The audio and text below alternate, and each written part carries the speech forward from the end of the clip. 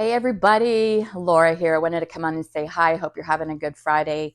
I know I'm a little off-centered, but Duke wanted to be in the video too, so I'm just going to sit here and pet him while I talk to you. But I was just curious if anybody had a chance to see the Wham documentary yet, or if you plan on it, what your thoughts are.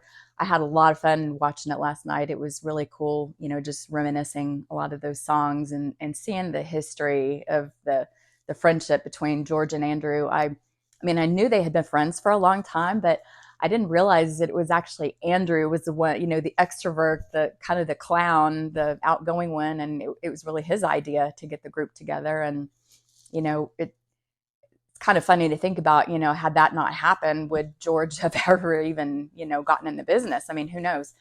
But yeah, that was cool. And I know, like, I could have sworn when I went to their concert, it was like 83 or 84, but I looked it up today and it was in 85. It was in early 85.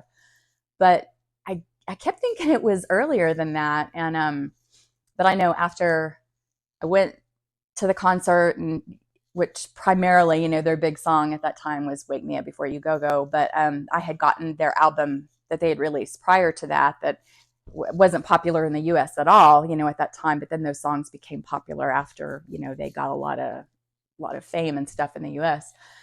But yeah, and also because I think back to like by the time late in 1986, my music preference had changed to more of like rock and stuff. So I was like, how is that only just a year apart? But or I guess really a year and a half. But so it's kind of funny to think about just the timing and how your mind plays tricks on you. But one thing I wish they would have covered a little more in the documentary was when George came out. I mean, they did.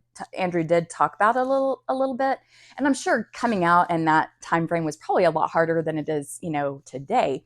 But of course, me being a teenager, I was in, even though I kind of knew, suspected he was gay, which I didn't really care, but I don't think anybody cared. But I was also in denial about it. So I have a hard time remembering, like, how did I finally figure out that he was gay? Like, when was that announced, or was it just kind of morphed into like everybody knew? I don't remember that. So I kind of wish they would have touched on that a little bit more.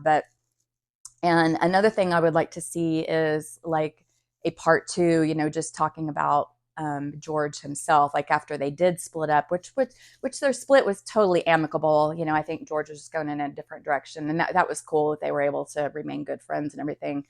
But I would like to see something on how his career took off after Wham, and then even up to his death. Like what happened in his life leading up to that, because just because I was I mean, not that it really matters, but just being a fan, you just kind of want to know like what happened to people you were obsessed with, I guess. But anyway, but yeah, but all in all, I thought it was really good.